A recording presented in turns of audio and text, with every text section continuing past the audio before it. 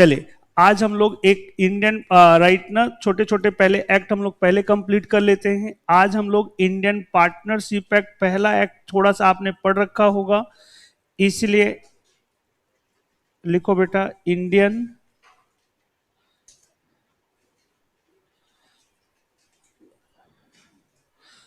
बेटा ये हमने बताया था कि बेसिकली ये एग्जाम में कितने नंबर का बेटा, 12 मार्क्स से लेकर के 15 marks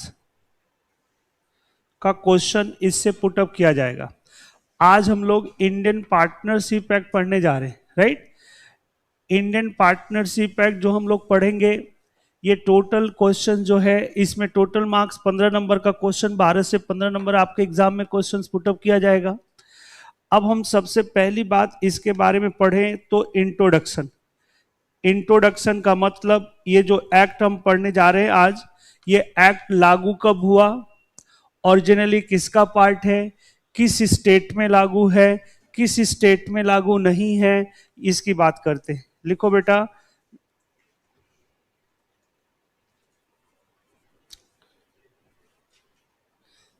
applicable with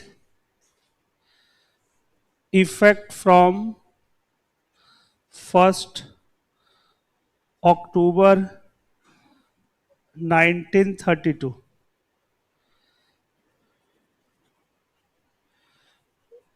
applicable in all over India, including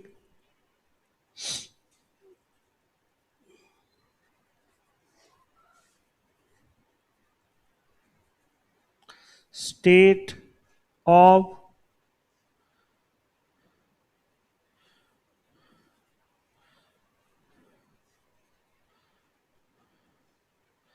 Jammu Kashmir. लिखो बेटा originally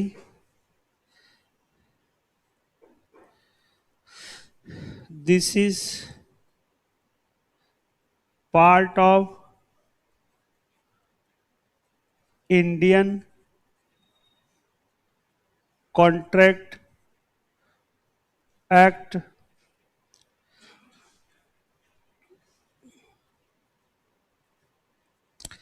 चैप्टर नंबर 11।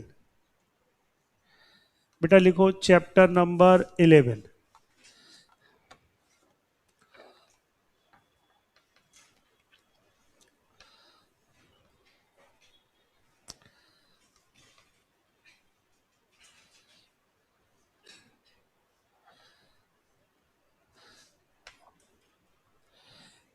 बोलना स्टार्ट करें बेटा।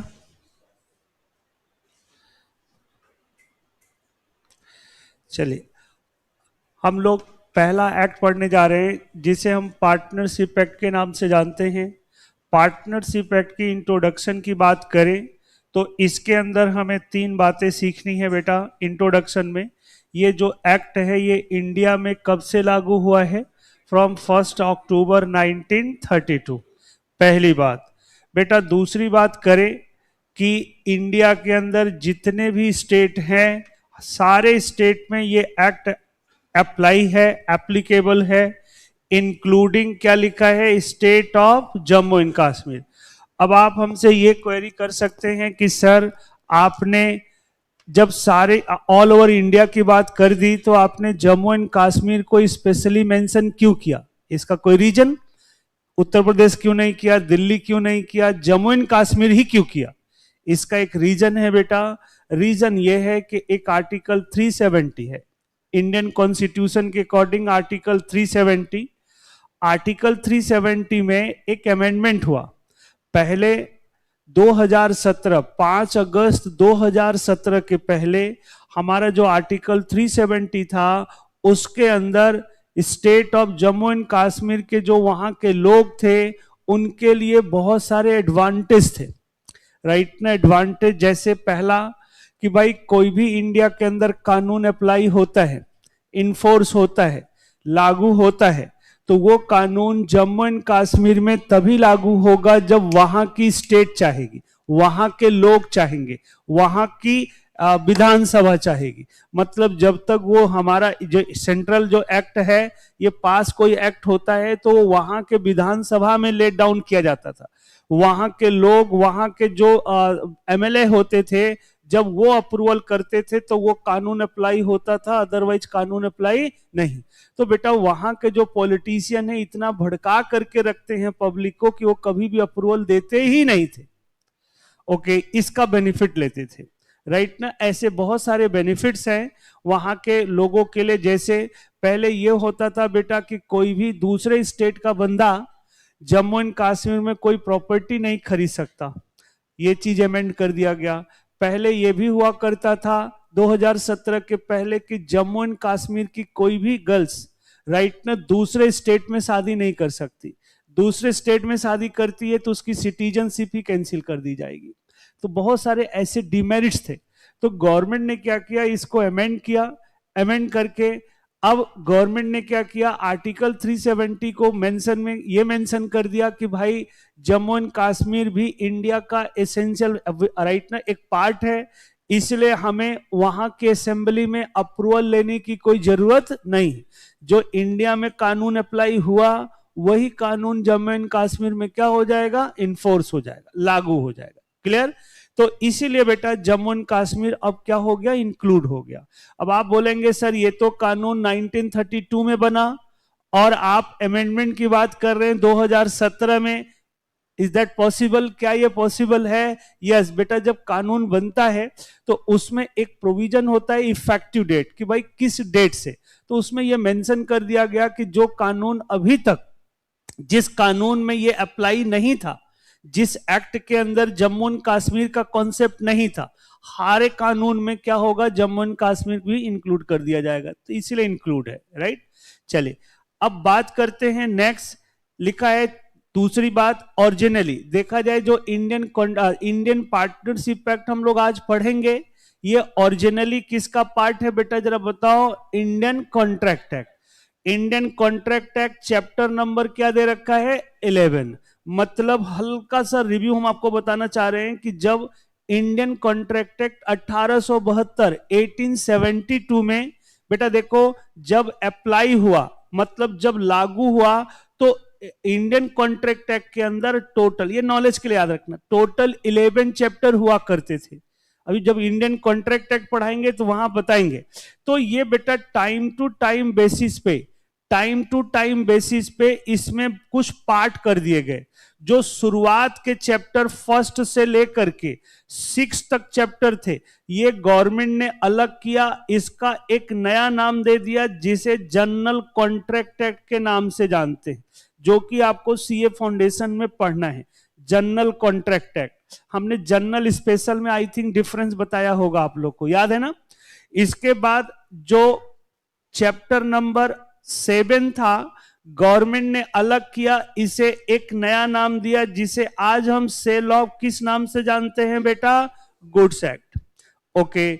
और इसके अलावा जो 8वां चैप्टर से लेकर के 10वां चैप्टर तक, इसे गवर्नमेंट ने एक नया नाम दिया जिसे आज हम किस नाम से जानते हैं, स्पेशल कॉन्ट्रैक्ट एक्ट। और जो लास्ट वाला चैप्टर बच गया, गवर्नमेंट ने एक नया नाम दिया जिसे आज हम पढ़ने जा रहे हैं, जिसे हम किस नाम से जानते हैं बेटा, इंडियन पार्टनरशिप एक्ट, मतलब पार्टनरशिप एक्ट। ओके बेटा, अब हल्का सा चाहो तो अब आप लिख सकते हो, मतलब ये आपको नॉलेज रहेगा कि ओरिजिनली, यहां पे ओरिजिनली देखा जाए कि जो ये सब एक्ट हैं, ये सब किसके पार्ट हैं बेटा, जरा बताओ। गुड, लिख लो बेटा, इंडियन कॉन्टेक्ट के आगे ऐसे लिख लो, याद रहेगा बेटा नॉलेज के लिए।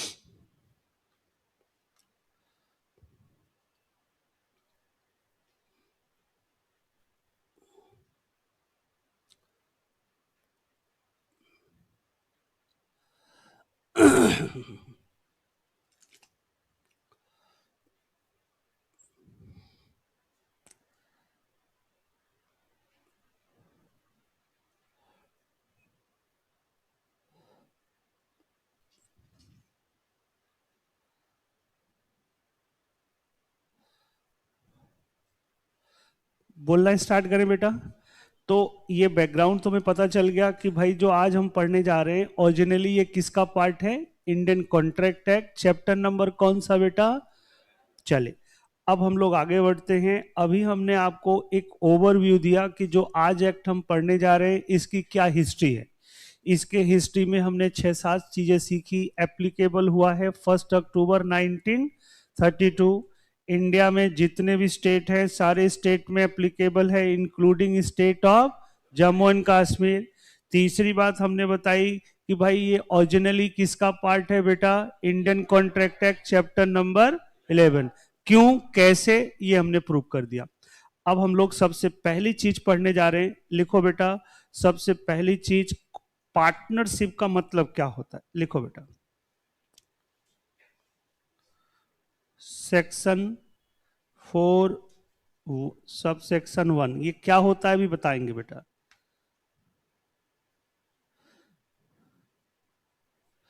पार्टनरशिप लिखो बेटा।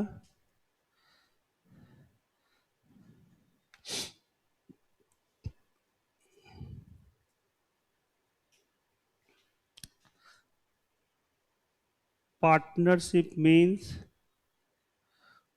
टू या more person association who are carried on business with intention to make profit with an agreement. अभी एक एक करके बताते हैं बेटा।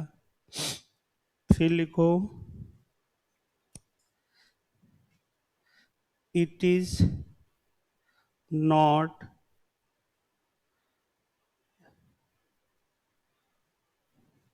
necessary that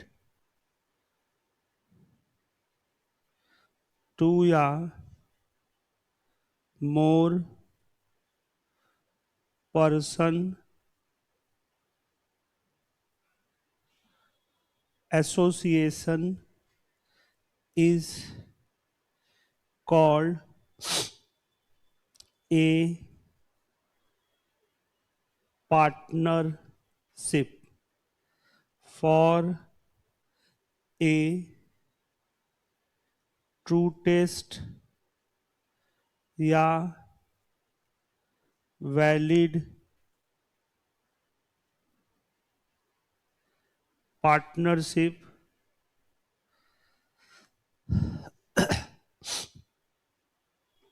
following point to be required. बेटा लिखो फिर समझाते हैं।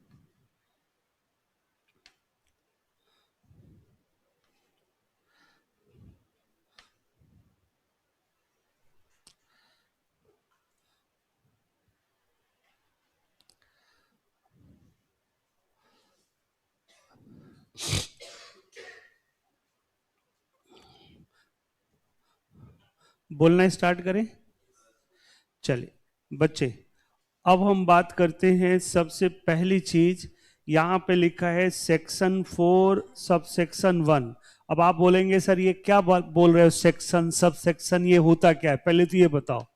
देखो बेटा, जब हम कोई कानून बनाते हैं, जब भी हम कोई कानून बनाते हैं तो कानून बनाने के लिए, उसको आसानी से समझने के लिए हम उसको पॉइंट के बेसिस पे क्या करते हैं? डिफाइन करते हैं, जिससे आसानी से हम उसको समझ सके। जैसे एग्जाम्पल, बेटा आप कोई भी बुक परचेज करते हो तो कभी याद रखना बुक के पहले पेज में क्या होता है, इंडेक्स दिया होता है।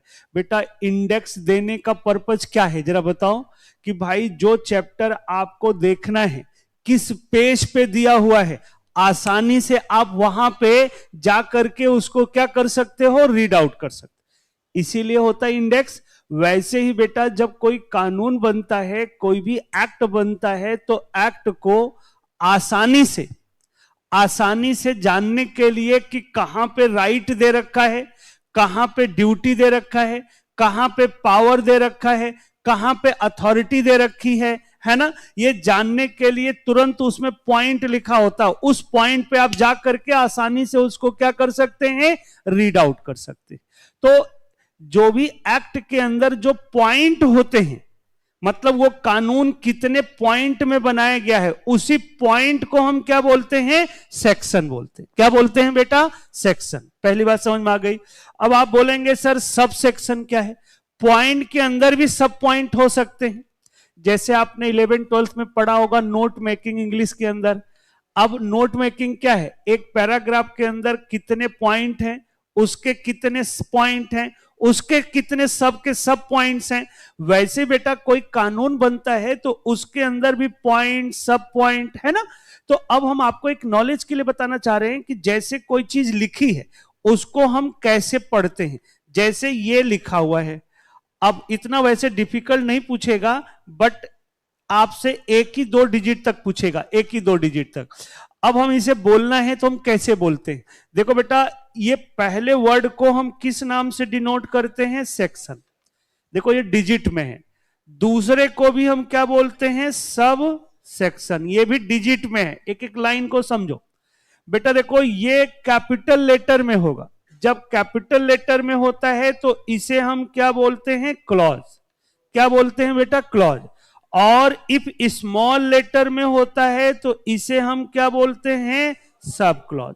और ये इसे हम बोलते हैं रोमन नंबर।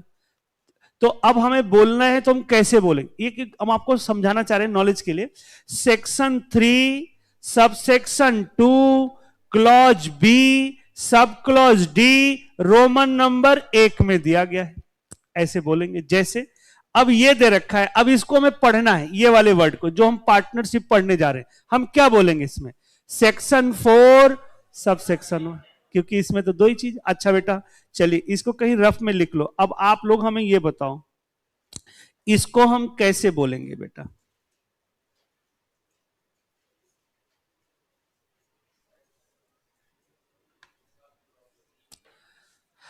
ये दे रखा है सी स्मॉल में सी, सॉरी 2 स्मॉल में सी, रोमन नंबर 4। तो हम इसे बोलना है तो हम कैसे बोलेंगे। अच्छा जैसे आप अभी कॉन्ट्रैक्ट पढ़ेंगे तो कॉन्ट्रैक्ट का जो सेक्शन है वो दिस दे रखा है। अब इसको क्या पढ़ेंगे, बी नहीं बेटा, सॉरी एच है, एच। अब तो समझ में आ गया होगा। अब आगे बढ़े, स्टार्ट करें पढ़ाना। ये कहीं रफ में लिख लो बेटा, ये मैक्सिमम लिमिट है, रफ में कहीं लिख लो।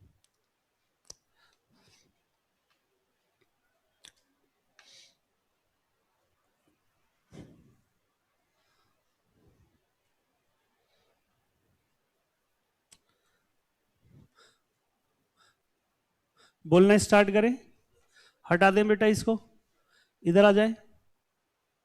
चलिए इधर देखिए, अब हम बात करते हैं सबसे पहली चीज, इंडियन जो पार्टनरशिप एक्ट हम पढ़ने जा रहे हैं उसमें सबसे पहला सेक्शन है 4 सब सेक्शन 1, जिसमें कि पार्टनरशिप का मीनिंग बताया गया है कि what is the meaning of partnership. Start करते हैं। देखो बेटा यहां पे हमने लिखा पार्टनरशिप का मतलब 2 या मोर पर्सन क्या है, एसोसिएशन, जहां पे 2 या 2 से ज्यादा लोग मिलकर के, एसोसिएशन बना मतलब मिलते हैं।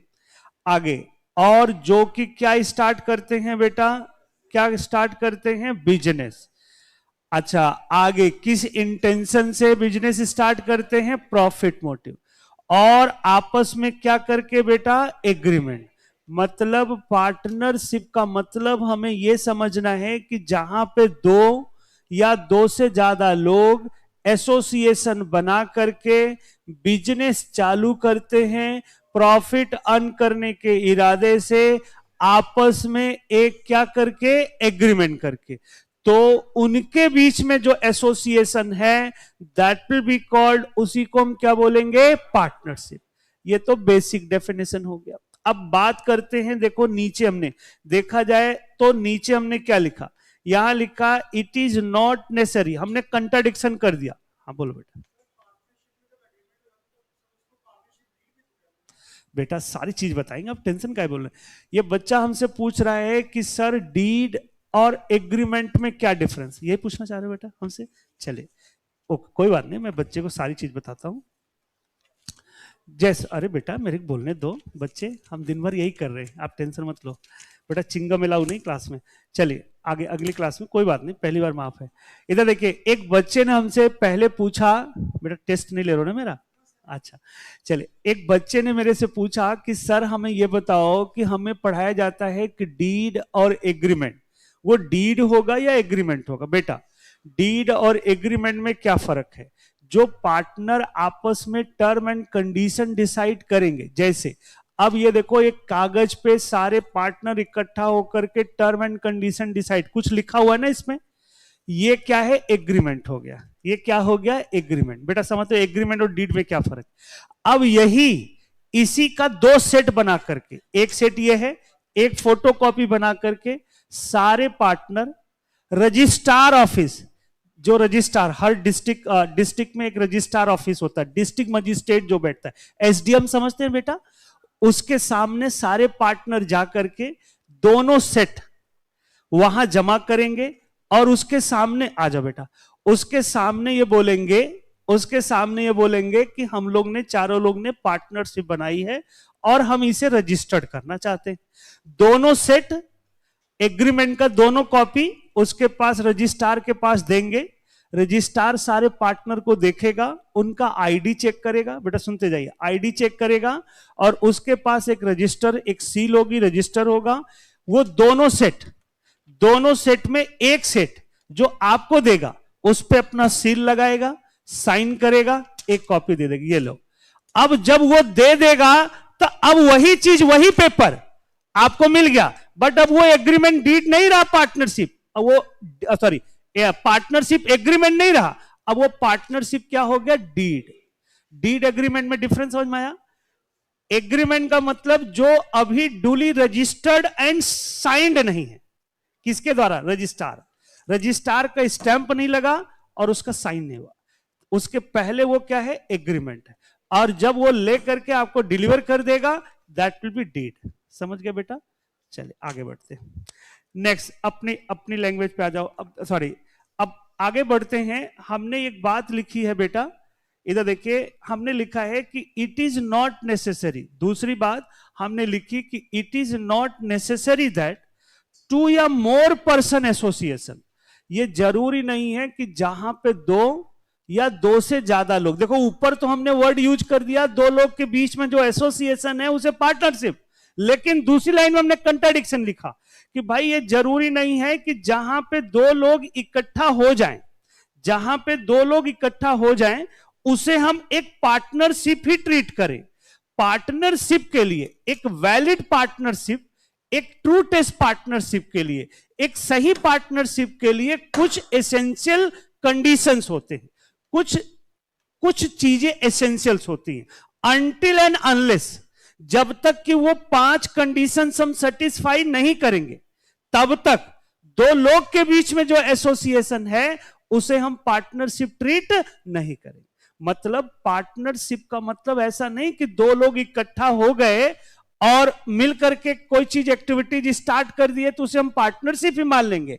पार्टनरशिप तभी मानी जाएगी जहां पे हम 5 कंडीशंस क्या करते हैं बेटा, फुलफिल करते हैं, राइट। अब एक एक करके हम लोग वो चीज पढ़ने जा रहे हैं। बेटा जो बच्चे लेट आए, बेटा ये लिख लो आप, है ना, फोटो खींच लीजिए, क्या बोलते हैं, लिखना नहीं, आपको टाइम वेस्ट होगा, तब तक अब लिखना। ये दे देंगे बेटा, स्क्रीनशॉट ले लो, क्या बोलते हैं, फोटो ले लीजिए, मैं गलत बोल गया। अच्छा बेटा कोई बात नहीं, किसी बच्चे से ले लेना, है ना। ओके, अभी हमने कुछ पढ़ाया नहीं, केवल पार्टनरशिप का मतलब बताया। चलिए अब हम लोग क्या पढ़ने जा रहे हैं कि भाई पार्टनरशिप के लिए कौन कौन सी चीजें जरूरी होती है, राइट। अब एक एक करके हम पढ़ने जा रहे हैं। लिखो बेटा, पहला नंबर डालो।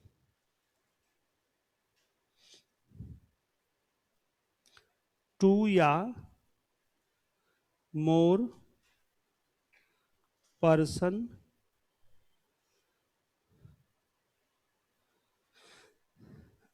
लिखो बेटा, पार्टनरशिप के लिए सबसे पहली चीज होनी चाहिए टू या मोर पर्सन एसोसिएशन। इसका मतलब लिखो बेटा,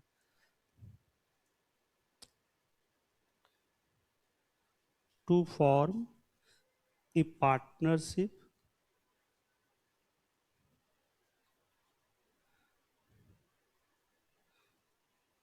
at least two partners are required। दूसरी बात,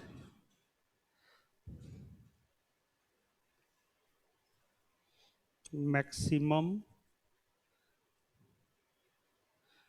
नंबर ऑफ पार्टनर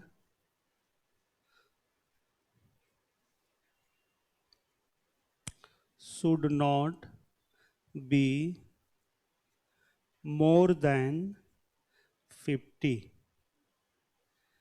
तीसरी बात, if partners are continue carried on business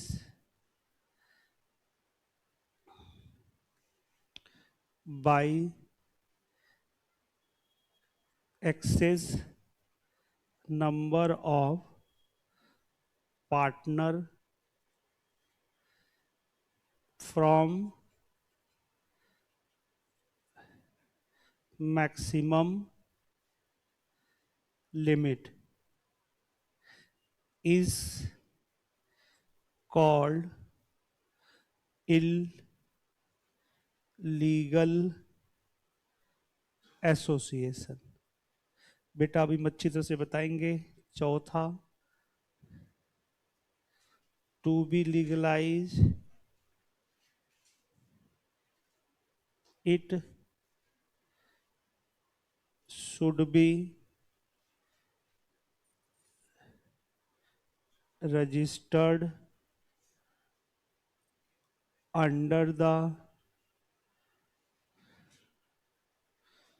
companies act but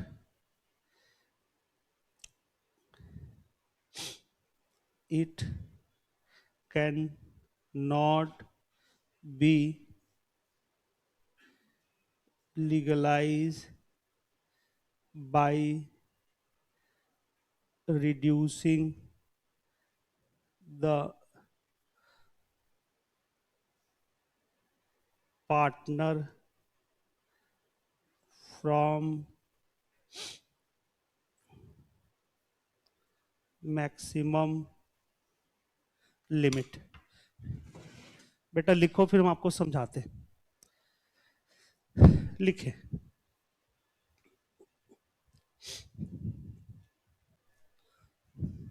हाँ मेरे से पूछो, क्या नहीं आया बोलो, बोलो बेटा। क्या?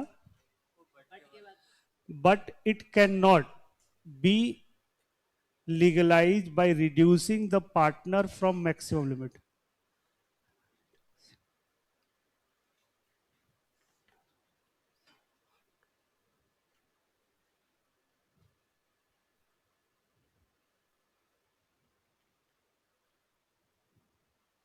बोले बेटा।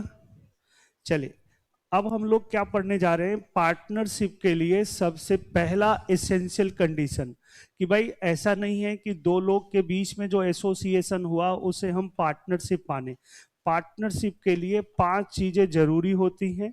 अनटिल एंड अनलेस जब तक हम वो 5 कंडीशन सेटिस्फाई नहीं करेंगे तब तक उसे हम ट्रू टेस्ट पार्टनरशिप एक वैलिड पार्टनरशिप ट्रीट नहीं करते, जिसमें कि सबसे पहली चीज लिखी है कि 2 या मोर पर्सन एसोसिएशन। इसका मतलब है कि हमें पार्टनरशिप फॉर्म करना है तो एटलीस्ट कितने लोग की जरूरत पड़ेगी? 2। ये बात क्लियर हो गई। और मैक्सिमम जो पार्टनर हो सकते हैं किसी भी पार्टनरशिप फर्म के अंदर कितने हो सकते हैं बेटा? 50। ओके, ये बात क्लियर हो गई। अच्छा, तीसरी बात जो सबसे इंपॉर्टेंट है, तीसरी बात ये लिखी है कि इफ नंबर ऑफ पार्टनर जो मैक्सिमम लिमिट है उससे क्रॉस हो जाते हैं और तब पर भी वो फर्म के बिजनेस को कंटिन्यू कैरिड ऑन रखते हैं, राइट ना, फिर वो जो एसोसिएशन है उस एसोसिएशन को हम पार्टनरशिप डिनोट नहीं करेंगे। मेरा कहने का मतलब नंबर ऑफ पार्टनर कितने होते हैं बेटा? 50। इफ जैसे यहीं की बात करें, टॉपर इंस्टीट्यूट है, अब यहां पे एग्जिस्टिंग जो पार्टनर है, नंबर ऑफ पार्टनर हैं वो 49 है। जैसे यहां पे टॉपर के अंदर जो टीचर अपॉइंट किया जाता है वो एज ए पार्टनर अपॉइंट किया जाता है, मतलब 50% कलेक्शन आपका, 50% आपका, मतलब जस्ट लाइक ए पार्टनर होता है। अब जैसे 49 पार्टनर टॉपर मैनेजमेंट में है, अब 2 टीचर और टॉपर ने अपॉइंट कर लिया। अब मैनेजमेंट से ये गलती हो गई कि मैनेजमेंट को रूल नहीं पता था पार्टनरशिप एक्ट का, और 49 से जब 2 और ऐड कर लोगे तो नंबर ऑफ पार्टनर कितने हो गए बेटा? 51 हो गए। ये बात क्लियर? तो जब 51 हो गए और तो भी टॉपर मैनेजमेंट अपने बिजनेस को कंटिन्यू बनाए रखा है, मतलब क्लासेस चली रही हैं, तो ऐसे केस में फिर टॉपर इंस्टीट्यूट को हम पार्टनरशिप डिनोट नहीं करेंगे, फिर हम उसे क्या मानेंगे बेटा? Illegal association. मतलब लॉ ये बोलता है कि इफ नंबर ऑफ पार्टनर जो हैं वो मैक्सिमम लिमिट से क्रॉस हो जाए और उसके बावजूद भी बिजनेस कंटिन्यू चल रहा है तो उस एसोसिएशन को हम क्या मानेंगे? Illegal association. अब आप बोलेंगे कि सर इससे क्या फर्क पड़ता है?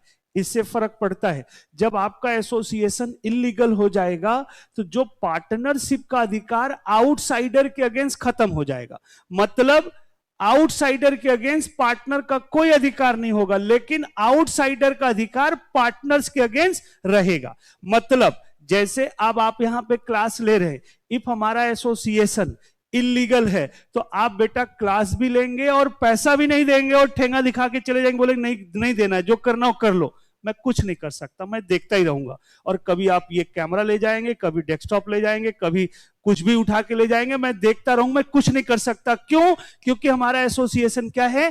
इलीगल। तो अब जरा सोचो बेटा, इतना बड़ा इंफ्रास्ट्रक्चर, सब लोग कभी ना कभी कुछ करते रहेंगे, तो अब इसकी रिमेडीज क्या है? इसके लिए क्या तरीका है कि हमारा जो एसोसिएशन इलीगल हुआ उसे हम लीगलाइज अब कैसे करें? क्योंकि आपका बिजनेस ही पूरा सफर कर जाएगा, क्योंकि आपका अधिकार तो अब आउटसाइडर के अगेंस्ट रहा ही नहीं। तो इसके लिए गवर्नमेंट ने एक रेमेडीज रखी कि भाई आपके पास एक ऑप्शन है अपने बिजनेस को लीगलाइज करने का, कि आप फटाफट अपने बिजनेस को किस में रजिस्टर्ड करा दो? Companies act. अच्छा, कंपनीज एक्ट में क्यों? इसका भी रीजन समझ लो। क्योंकि बेटा कंपनीज एक्ट में क्या होता है कि मैक्सिमम जो मेंबर्स होते हैं वो 200 होते हैं। कितने होते हैं बेटा? 200। यहां पे 50 से ज्यादा है, बट कंपनीज एक्ट के अकॉर्डिंग तो सही है ना, तो एक ही रेमेडी। लेकिन आप ये चाहो कि जैसे 51 पार्टनर हो गए तो हम चालाकी दिखाए कि फिर से एक पार्टनर को निकाल दे। एक पार्टनर निकाल दिया तो कितने हो गए? 50, और 50 हो ही सकते हैं, तो क्या हम मेंबर को रिड्यूस करके लीगलाइज कर सकते हैं? नहीं। देखो नीचे लिखा हुआ है कि आप एक बार आपका एसोसिएशन इलीगल बन गया तो आपके पास ये ऑप्शन नहीं है कि आप कुछ मेंबर को निकाल करके लीगलाइज कर दो अपने बिजनेस को। नहीं, लीगलाइज करने की केवल एक ही रेमेडीज है कि आप फटाफट अपने बिजनेस को कहां पर रजिस्टर्ड करो। अब तो समझ में आ गया होगा। एक बात इसमें और समझ लो कि आपसे एग्जाम में ये पूछा जा सकता है कि जो ये मैक्सिमम लिमिट हम पार्टनर्स की बता रहे हैं कि मैक्सिमम कितने होते हैं बेटा? 50। ये कौन से एक्ट में डिफाइन की गई है? पार्टनरशिप नहीं, कंपनीज एक्ट में। मतलब maximum number of partner partnership में कितने हो सकते हैं, ये किस एक्ट में डिफाइन किया गया है? तो ये एक्ट हमें क्या याद रखना है बेटा? Companies act. आगे बढ़े तो चलिए, पहली बात तो हमने समझ ली, 2 पर्सन के बीच में एसोसिएशन। इसमें हमने बहुत सारी चीजें सीखी, 4 चीजें सीखी। अब हम आगे बढ़ते हैं, लिखो बेटा।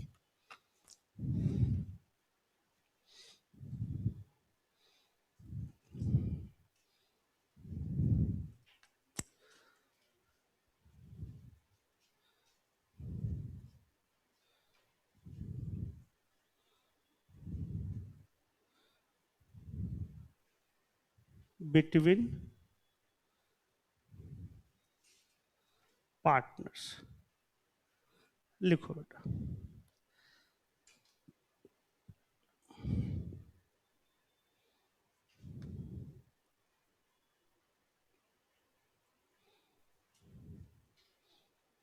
Agreement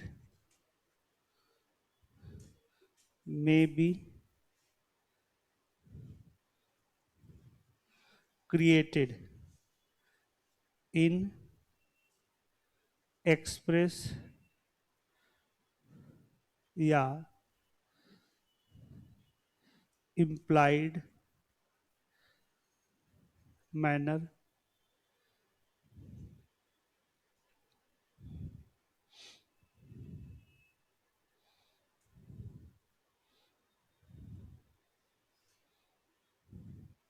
make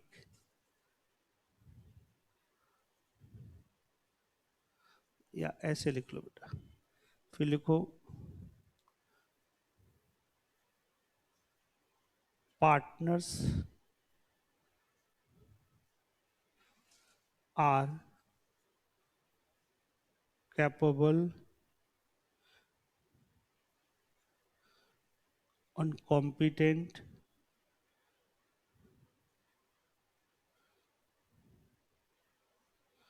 partners are given his free consent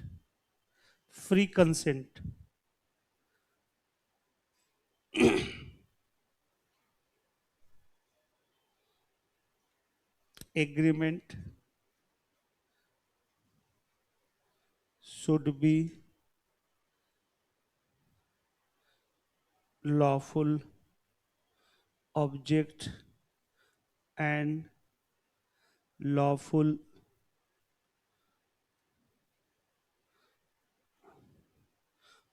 purpose।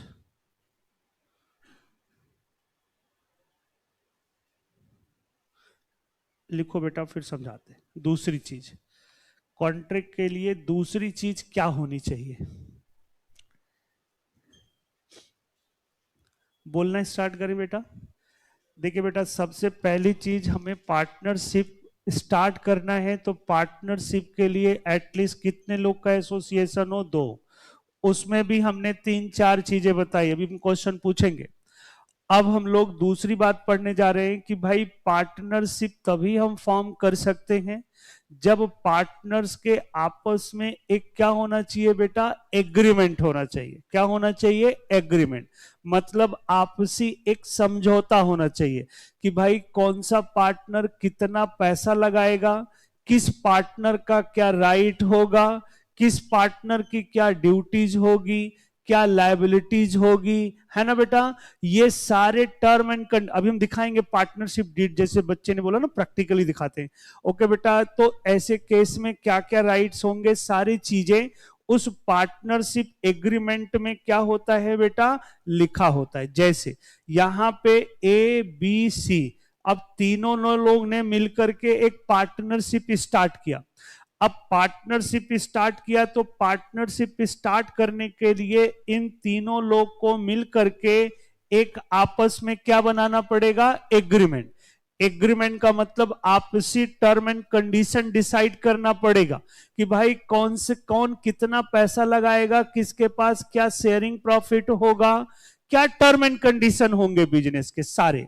अब बात आती है बेटा कि जो ये पार्टनर्स के बीच में एग्रीमेंट किया जाएगा, ये एग्रीमेंट जब वैलिड होगा, वैलिड का मतलब जब सही होगा, तभी पार्टनरशिप भी सही मानी जाएगी। इफ एग्रीमेंट सही नहीं होगा तो पार्टनरशिप भी सही नहीं मानी जाएगी। अब आप बोलेंगे कि सर पार्टनरशिप एग्रीमेंट कब सही होगा, उसके लिए देखो 4 चीजें हमने बताई। पहला, जो पार्टनर्स के बीच में टर्म एंड कंडीशन डिसाइड किया जा रहा है वो या तो एक्सप्रेस मैनर में होना चाहिए। एक्सप्रेस का मतलब होता है बेटा रिटन या ओरल, समझ लो।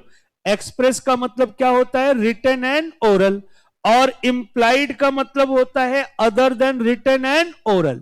जैसे आपको अकाउंट में पढ़ाया जाता है, कभी कभी पार्टनरशिप का शेयरिंग रेशियो नहीं दिया होता है, तो आपको क्या टीचर पढ़ाते थे 11 12? इक्वली बांट दो, ये बोलते थे ना। ये इक्वली कहां से वर्ड आया? इंप्लाइड से आया। मतलब जहां पे कुछ भी ना दे रखा हो और जो एसोसिएशन प्रॉफिट मोटिव वर्क कर रही है, तो हम शेयरिंग प्रॉफिट हम क्या मान लेते हैं बेटा? इक्वली। तो पहली चीज हम ये बताना चाह रहे हैं कि जो पार्टनर्स के बीच में एग्रीमेंट किया जा रहा है, ओके बेटा, वो एग्रीमेंट तभी वैलिड होगा जब पार्टनर्स ने जो एग्रीमेंट किया है एक्सप्रेस मैनर में किया हो या किस में किया हो? इंप्लाइड। अब हम क्वेश्चन पूछेंगे, पहली बात। दूसरी बात हमने लिखा है कि partner are capable and competent, मतलब जिनके बीच में एसोसिएशन स्टार्ट किया जा रहा है, लाइक ए बी और सी, ये लोग कैपेबल होने चाहिए। कैपेबल का मतलब साउंड माइंड होने चाहिए। कॉम्पिटेंट का मतलब मेजर होने चाहिए। मेजर का मतलब जिन्होंने 18 साल की एज ऑफ मेजॉरिटी कंप्लीट कर रखी है। मतलब अब आपके दिमाग में एक बात चल रही होगी क्या कि सर हमने तो अकाउंट में पढ़ा था कि माइनर में also become a partner of the partnership भाई, और आप सर हमें यह पढ़ा रहे हैं कि यहां पे माइनर कोई भी जो पार्टनर्स के बीच में एग्रीमेंट हो रहा है, सारे पार्टनर क्या होने चाहिए? Sound and major. तो बेटा अब दोनों को हम कंफर्मेशन देते हैं। याद रखना कि जो आपको पढ़ाया जाता है वहां पे वो अच्छी तरह से नहीं बोला जाता। माइनर जो है ना वो बेनिफिशियरी पार्टनर होता है, फर्म के बेनिफिट के लिए आता है और अपने बेनिफिट के लिए। मतलब वो कभी भी पार्टनर जो माइनर होता है इनिशियल स्टेज में इंटर नहीं हो सकता। पार्टनरशिप जब स्टार्ट हो जाती है, समझ लो, उसके बाद ही माइनर को हम इंटर कर सकते हैं। इनिशियल स्टेज में कभी भी माइनर इंटर हो ही नहीं सकता, याद रखिए। मतलब जिस समय हम पार्टनरशिप एग्रीमेंट बनाते हैं ना, उस समय हम माइनर को इंटर नहीं कर सकते। क्यों? क्योंकि माइनर ये कंडीशन सेटिस्फाई नहीं कर पाएगा। इसलिए दूसरी बात हो गई। अभी हम पूछेंगे क्वेश्चन, नेक्स्ट क्या लिखा है? Partner are given his free consent. इधर देखिए बेटा, एक तो हमने क्या बताया कि ये एक्सप्रेस एंड इंप्लाइड मैनर में होगा। पार्टनर क्या होंगे? कैपेबल एंड कॉम्पिटेंट होने चाहिए। इधर देखिए तीसरी बात, और जो पार्टनर फर्म के अंदर एज ए पार्टनर इंटर्ड हो रहे हैं, इन्होंने जो अपनी सहमति दे रखी हो, कंसेंट। फ्री कंसेंट का मतलब विदाउट एनी प्रेशर, मतलब जो इन्होंने अपना कंसेंट दे रखा है वो किसी के दबाव में आकर के नहीं दे रखा हो। मेरा कहने का मतलब फिजिकली या मेंटली। जैसे एग्जांपल, जैसे लेट सपोज बी और सी और ए तीनों लोग मिलकर के एक एसोसिएशन स्टार्ट करना चाह रहे हैं, जिसमें कि ए और बी तो चाहता है कि पार्टनरशिप स्टार्ट हो, बट ए नहीं, बी और सी चाहते हैं कि पार्टनरशिप स्टार्ट हो। ए नहीं चाहता कि पार्टनरशिप स्टार्ट हो, लेकिन ए के पास पैसा ज्यादा है। ए जब आएगा तो पैसा ज्यादा बिजनेस में लगाएगा, जिससे फाइनेंशियल क्राइसिस नहीं होगी। अब बी सी ने सोचा कि भाई इसको कैसे इंटर किया जाए। एक दिन बी और सी ने मिलकर के ए को धमकी दिया। धमकी मतलब थ्रेटिंग दिया कि भाई आप फर्म के अंदर एज ए पार्टनर बन जाइए, अदरवाइज समझ लेना। उसने बोला भाई अदरवाइज समझने का मतलब क्या कर सकते हो आप मेरे साथ? उसने बोला कि ऐसा है कि राइट ना धमकी, हम आपके बच्चे को जान से मार देंगे, या आपके बच्चे को किडनैप कर लेंगे, या राइट ना आपको जान से मार देंगे। मतलब एक इनडायरेक्टली धमकी दिया। अब यहां पे ए बेचारा डर गया, मन में सोचा यहां बच्चे की बात की जा रही है, बच्चे को धमकी जाए, बच्चे को मारने के लिए बोला जा रहा है। एक बार वाइफ की बात करता है तो कंप्रोमाइज कर सकते थे, यार ले जाए यार, सभी परेशान रहते है ना बेटा। अच्छा आपके पास एक्सपीरियंस नहीं, मेरे पास है इसलिए कह रहे चले। तो मेरा कहने का मतलब है, अब यहां पे वो डर करके इफ वो कंसेंट दे देता है तो ऐसे केस में ये पार्टनरशिप वैलिड नहीं मानी जाएगी। क्यों नहीं मानी जाएगी बेटा? क्योंकि यहां पे पार्टनर ने जो कंसेंट दिया वो फ्री कंसेंट नहीं है। एज वेल एज पार्टनरशिप तभी मानी जाएगी जो पार्टनर्स के बीच में एग्रीमेंट किया गया है, वो उसका एक्टिविटी जो होनी चाहिए पार्टनरशिप की क्या होनी चाहिए, लॉफुल। मतलब जो एसोसिएशन बनाया गया है वो इस पर्पज के लिए एसोसिएशन बनाए जाए जिसका पर्पज जो लॉफुल हो। क्या हो बेटा, लॉफुल। जैसे अपने ऊपर एग्जांपल लेते, जैसे हम 4 टीचर पढ़ाते हैं, अब हम चारों टीचर ने एसोसिएशन यहां पे बनाया है क्या करने के लिए, आपको क्लासेस प्रोवाइड करने के लिए। ये लॉफुल ऑब्जेक्ट है कि नहीं, बोलो बेटा, है लॉफुल। क्यों, क्योंकि इसमें मेरा भी बेनिफिट है और आपका भी। लेकिन यही हम आपसे फी चार्ज कर रहे होते, कैसे किडनैप करना है, कैसे मर्डर करना है, कैसे पॉकेट मारना, उसकी ट्रेनिंग के लिए हमने आपसे पैसा ले रखा होता, तो क्या हमारे चारों टीचर के बीच में जो association is that valid, lawful माना जाता, नहीं। तो यही हम आपको बताना चाह रहे थे कि भाई पार्टनरशिप में दूसरी चीज क्या होनी चाहिए कि जो पार्टनर्स के बीच में एग्रीमेंट होना चाहिए, वो एग्रीमेंट के अंदर भी 4 चीजें होनी चाहिए। एग्रीमेंट जो पार्टनर्स के बीच में होगा वो एक्सप्रेस और इंप्लाइड हो सकता है। ऑल पार्टनर जो उनके बीच में एग्रीमेंट, वो कैपेबल कॉम्पिटेंट होने चाहिए, और क्या होना चाहिए, फ्री कंसेंट होना चाहिए, और एग्रीमेंट क्या हो, लॉफुल। एक बार पढ़ो फिर आगे बढ़ते। अभी हमने 2 बातें बताई बेटा आपको, पढ़िए फिर तीसरी बात।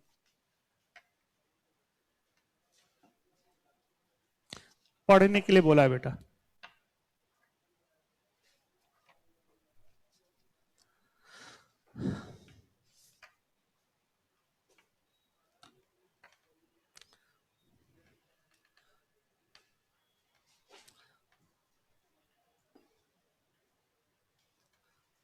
एक बच्चे ने बोला है कि सर कैपेबल एंड कॉम्पिटेंट का मतलब बताइए। रिपीट, कौन बच्चा बताएगा? कैपेबल एंड कॉम्पिटेंट का मतलब ने क्या बताया कि partners are capable and competent, बोलो बेटा। यस, कैपेबल का मतलब साउंड माइंड होना चाहिए और कॉम्पिटेंट का मतलब क्या होना चाहिए, major.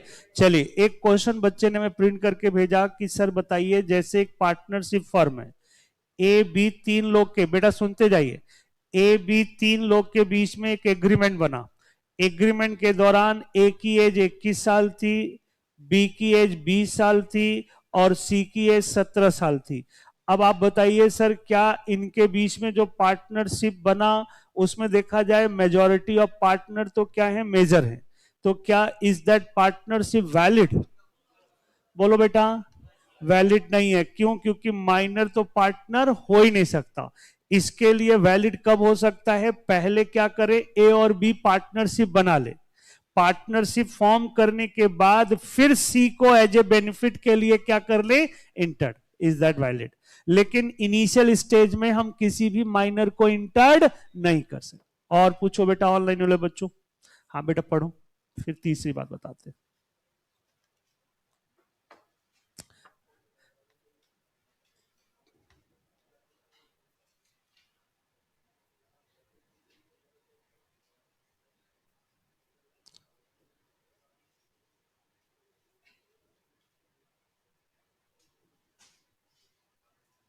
Existence of business,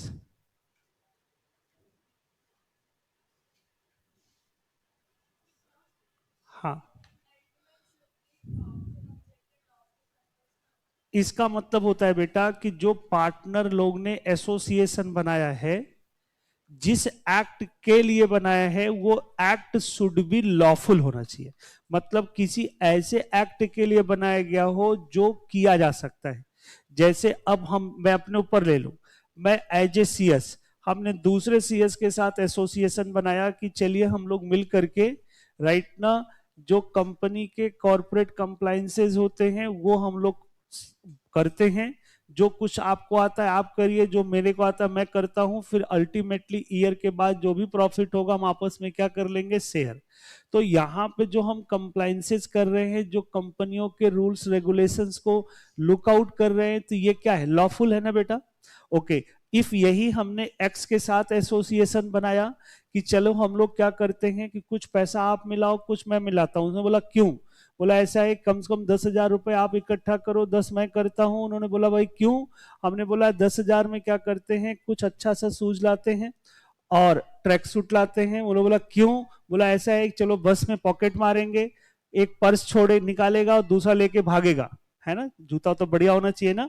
okay, और फिर उसमें जितना भी शाम तक जितना भी एक्टिविटीज में प्रॉफिट होगा, जितना भी पर्स में पैसा निकलेगा, दो चार पर्स तो मार ही लेंगे मोबाइल मोबाइल, उसके बाद आपस में क्या कर लेंगे, शेयर। बताओ बेटा ये काम लॉफुल है क्या? नहीं है ना। किसी को परेशान करके पैसा कमाना ये लॉफुल है? नहीं, तो लॉफुल नहीं माना। ये हमारे और एक्स के बीच में जो एसोसिएशन है वो लॉफुल नहीं। ओके, मतलब हम ये बताना चाह रहे हैं कि कोई भी एसोसिएशन को हम राइट ना तभी लॉफुल मानते हैं जब एसोसिएशन कोई ऐसा काम कर रहा हो जिसका पर्पज राइट ना जो लॉफुल हो, मतलब लीगल होना चाहिए, सही होना चाहिए। सही गलत तो समझते हो ना बेटा? यस। और पूछो, आगे बढ़े। नेक्स्ट लिखो बेटा, तीसरा condition.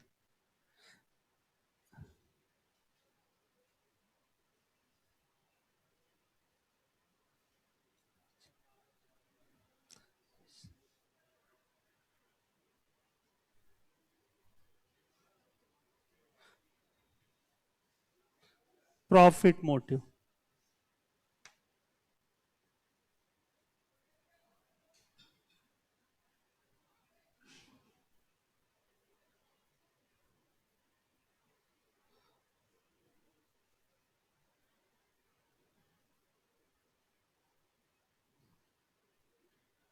Charitable activities, business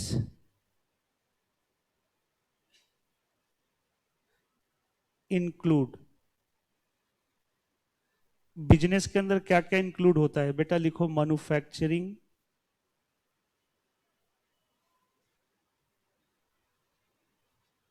manufacturing, trading, occupation and profession, and profession.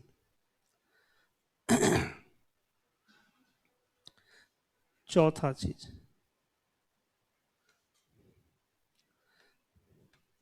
लिखो बेटा,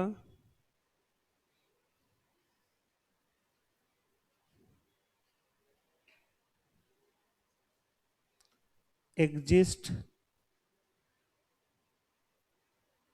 म्यूचुअल रिलेशन बिटवीन पार्टनर्स। बेटा अभी हम अच्छी तरह से बताएंगे। लिखो बेटा, mutual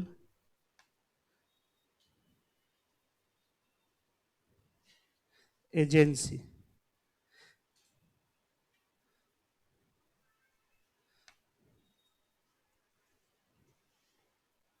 means carried on business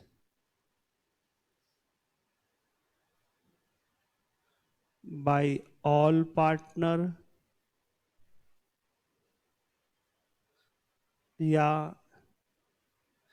any one of them acting for all and during the course of business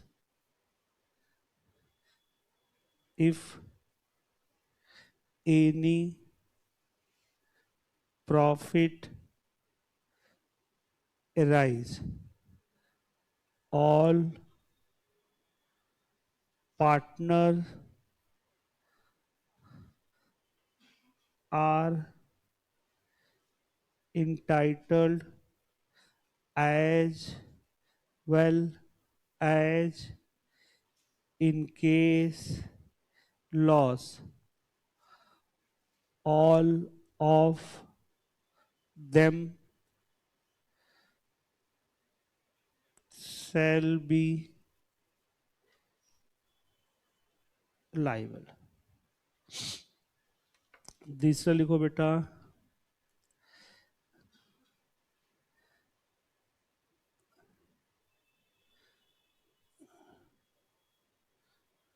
mutual agency is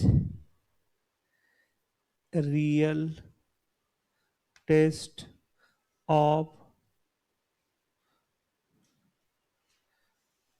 partnership. अभी हम अच्छी तरह से बताएंगे। लिखो, partner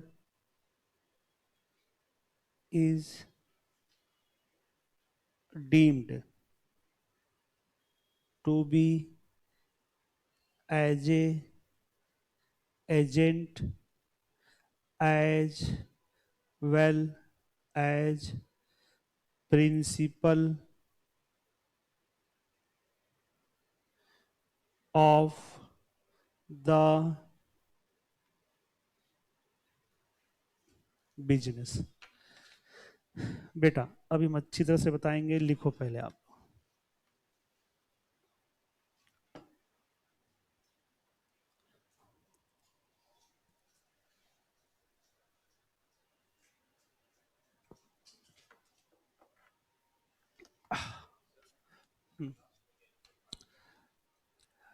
partner is deemed to be as a agent as well as principal of the business. Deemed मतलब मान लेना, प्रिज्यूम कर लेना।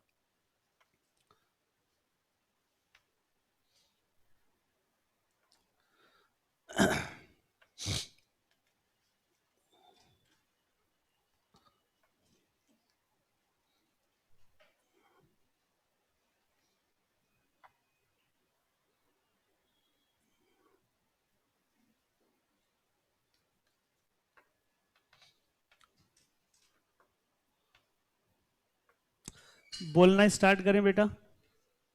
इधर देखिए, अब हम लोग पढ़ने जा रहे हैं नेक्स्ट पॉइंट, पार्टनरशिप के लिए और कौन कौन सी चीजें जरूरी होती हैं। बेटा पहली चीज, मैं बहुत जल्दी भूल जाता हूं, बेटा खड़े हो जाओ, वो बच्चा, हाँ कोशिश तो कर ही सकते हैं हम लोग। आप बताओ, पहली चीज पार्टनरशिप के अंदर हमने पहला एसेंशियल कंडीशन क्या बताया बेटा, कोशिश करके बताओ। Two a more person association, कोई बात नहीं जी बेटा, इसमें दो तीन बातें बताई। अब आप हमें बस एक चीज बताओ कि इलीगल एसोसिएशन को लीगलाइज क्या हम मेंबर को रिड्यूस करके कर सकते हैं? नहीं, कैसे कर सकते हैं? कंपनी एक्ट में। बेटा वाई, कंपनी एक्ट में ही क्यों, दूसरे एक्ट में क्यों नहीं?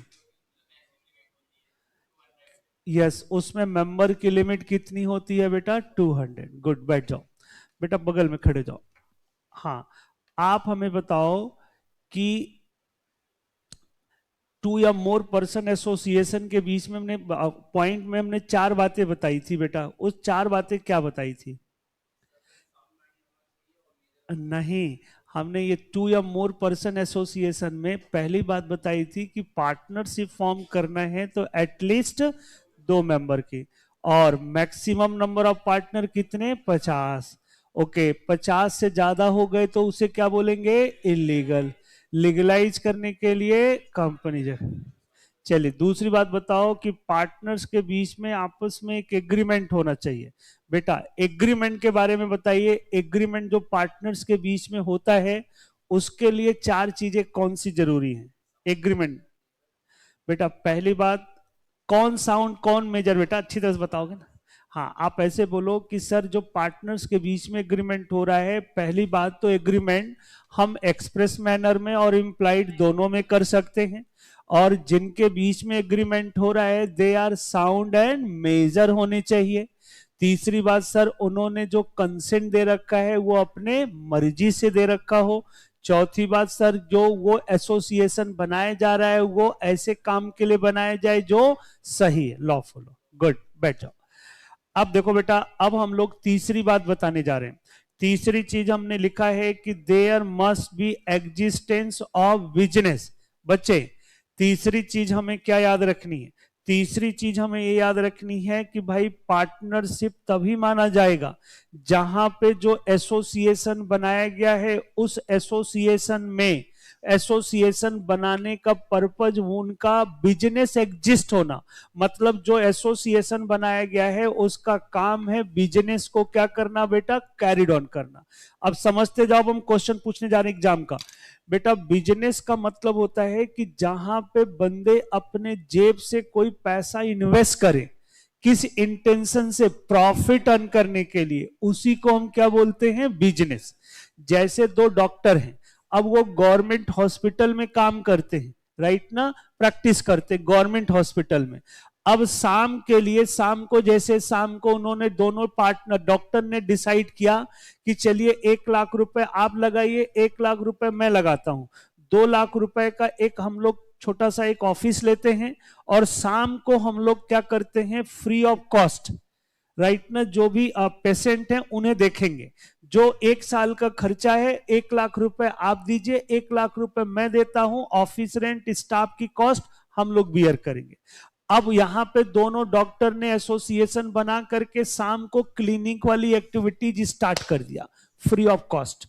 अब मेरा क्वेश्चन यह है कि जो 1-1 लाख रुपए लगा करके उन्होंने इवनिंग में 2 घंटे के लिए क्लिनिक स्टार्ट किया, क्या, जिससे पूछेंगे क्या उनके बीच में जो ये एसोसिएशन है, इज दैट पार्टनरशिप, वो बेटा सबसे लास्ट वाला बच्चा, हाँ बोलो बेटा, क्या इज दैट पार्टनरशिप? कोशिश तो कर ही सकते हम लोग बेटा, लॉजिक नहीं, कॉन्सेप्ट बताओ, तुक्का नहीं, होगी पार्टनरशिप या नहीं होगी? होगी। अच्छा बेटा क्यों होगी? क्योंकि दोनों लोग ने मिलकर के पैसा लगाया है ना, और ऑफिस लिया है किराए पे आगे पेशेंट को देखने के लिए फ्री ऑफ कॉस्ट, है ना, यही कहना चाह रहे हो? बैठ जाओ, बगल में खड़े हो जाओ बेटा।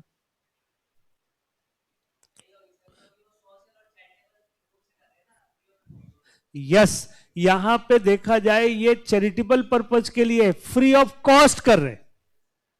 यहां पे इफ वो चार्ज लेकर के क्लिनिक स्टार्ट कर रहे थे तब तो ये क्या हो गया, पार्टनरशिप।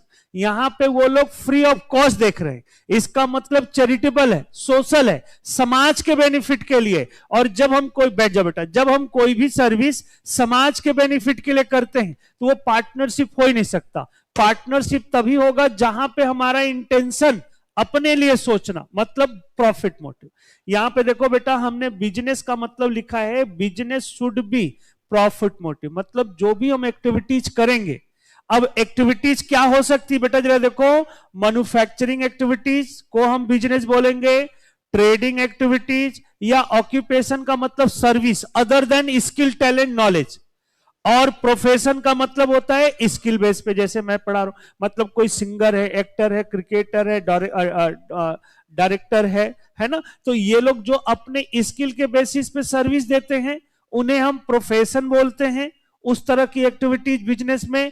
और जो अदर देन स्किल, जैसे जो ब्रोकर होते हैं, एजेंट होते हैं, है ना, ये लोग जो सर्विस देते हैं वो किस में आ जाएंगे बेटा, ऑक्यूपेशन में। ट्रेडिंग समझते हो, बना बनाया गुड्स को लेना और आगे क्या कर देना, बेच देना। और मैन्युफैक्चरिंग का मतलब गुड्स बना करके आगे बेचना। तो ये 4 ऐसी एक्टिविटीज होती हैं जिसे हम किस कैटेगरी में लाते हैं बेटा, बिजनेस के कैटेगरी। किसमें, बिजनेस। तो इस तरह का हम कोई एक्ट करते हैं तो उसे बिजनेस, लेकिन ये चारों में से कोई भी एक्ट करेंगे जिसका इंटेंशन क्या होना चाहिए, प्रॉफिट अर्न। जैसे अब एक क्वेश्चन आप बताओ, इज दैट पार्टनरशिप और नॉट, ये एग्जाम का क्वेश्चन है। एक मिस्टर एम है, राइट ना, एक मिस्टर एम है, इनके पास एक मकान है, राइट। अब ये मकान इन्होंने क्या किया है, लेट आउट पे दे रखा है। एक मिस्टर एन है जिनको लेट आउट पे दे रखा है, लेट सपोज 30,000 रुपए पर मंथ पे। ओके बेटा, यहां तक समझ में आ गया। एक एम है जिनके पास एक मकान है अपना खुद का, वो मकान उन्होंने किसको किराए पे दे रखा है बेटा, एन को। चलिए, अब कुछ दिन के बाद इनकी एम की क्या हो जाती है, डेथ। और डेथ होने के बाद इनके 2 बेटे थे, S1 और कौन है बेटा, S2।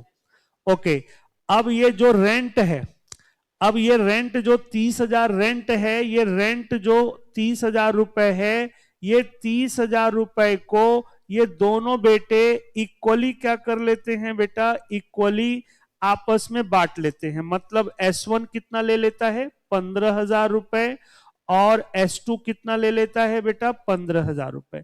अब आपसे एग्जामिनर ये क्वेश्चन पूछ रहा है कि जो यहां पे S1 और S2 के बीच में एसोसिएशन है, राइट ना, इज दिस एसोसिएशन, मतलब देखा जाए यहां पे एसोसिएशन ही तो है, दोनों लोग इक्वली बांट रहे हैं। एसोसिएशन ए पार्टनरशिप, क्या ये पार्टनरशिप मानी जाएगी कि नहीं मानी जाएगी?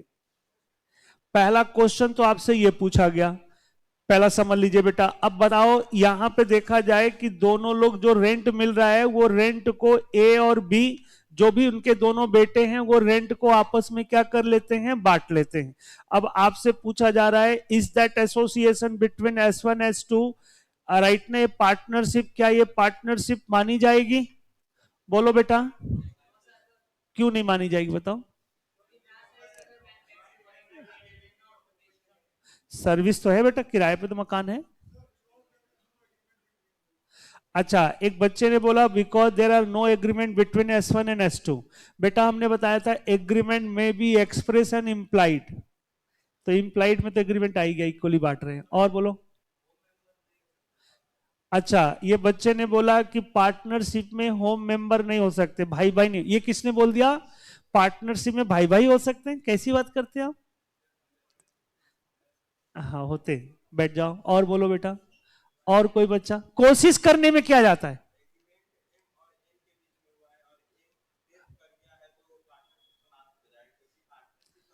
बेटा पार्टनरशिप में अभी आप भूल जाते हो, पार्टनरशिप में दो लोग होते हैं, यहां तो एम अकेला है, तो पार्टनरशिप तो है ही नहीं।